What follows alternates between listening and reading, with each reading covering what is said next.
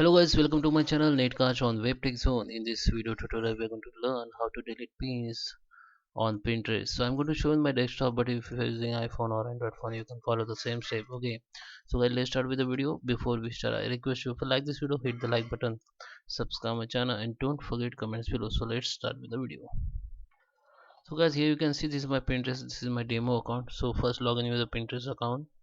Log in into your Pinterest account. Now click on your profile photo. Then this your profile profile, your Pinterest profile will be open.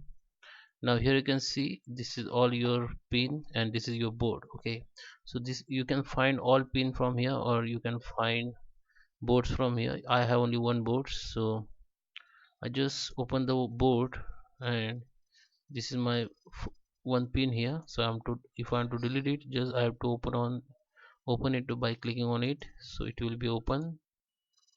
Now you can see this is my pin. Now go to this three dot option and here you have to click on edit pin. In edit pin you will find the option like delete. Just click on it.